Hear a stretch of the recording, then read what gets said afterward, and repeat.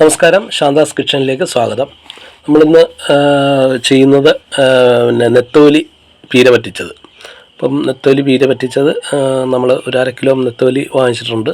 ആ നെത്തോലി എല്ലാം കഴുകി വൃത്തിയാക്കി വെച്ചതിന് ശേഷം തേങ്ങ തിരുങ്ങി കൊച്ചുള്ളി, പച്ചമുളക് എല്ലാം അരയ്ക്കാൻ വേണ്ടി എടുത്ത് വെക്കുക.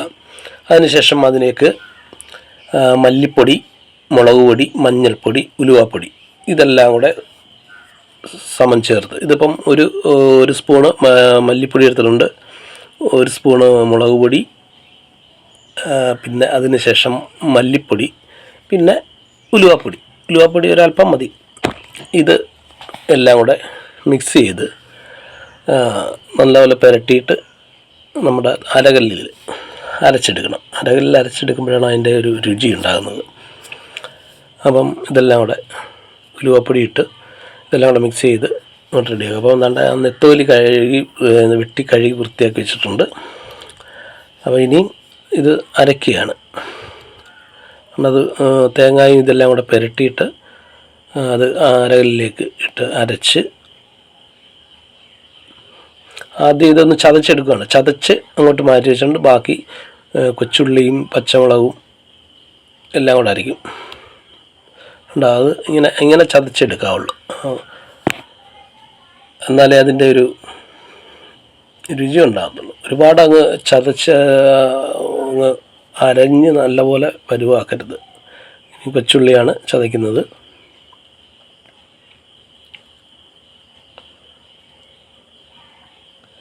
അതിനുശേഷം പച്ചമുളകും ചതച്ച്, അതും കാന്താരി മുളകാണെങ്കിൽ ഒന്നുകൂടെ രുചി കൂടും. ഇതും ചെറിയ കാന്താരിയും സാധാരണ പച്ചമുളകും കൂടെയാണ്. പിന്നെ ഇഞ്ചി ഇപ്പോൾ ചതച്ചു. അതിന് ശേഷം എല്ലാം കൂടെ ഒരുമിച്ച് വീണ്ടും ഒന്ന് ചെറുതായിട്ട്, കൂടുതൽ ബലം നൽകി അങ്ങോട്ട് അരയ്ക്കരുത്.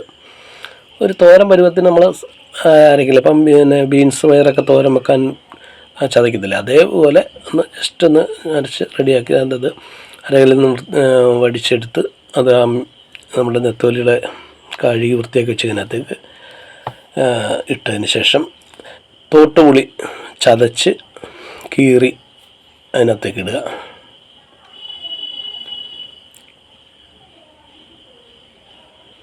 തോട്ടുപുളിയാണ് പല സ്ഥലങ്ങളിലും, പിഴുപുളി ഉപയോഗിക്കുന്ന സ്ഥലങ്ങളിലൊക്കെ ഉണ്ട് കേട്ടോ. തോട്ടുപുളിയാണ് മീനിന് ഏറ്റവും ഗുണകരം. പിന്നെയും കല്ലുപ്പ് കലക്കി വെച്ചതാണ്. അത് നമ്മൾ സാധാരണ പണ്ട് ഉപയോഗിച്ചിരുന്ന കൂടുതലും കല്ലുപ്പ് ആണ്. ഇപ്പോഴത്തെ ഉപ്പൊക്കെ എന്ന് പറഞ്ഞാൽ കൂടുതലും വിഷമാണ് കേട്ടോ. നമ്മുടെ കുപ്പിച്ചിൽ വരെ പൊടിയുണ്ട് ഇപ്പോഴത്തെ ഉപ്പിനകത്ത്.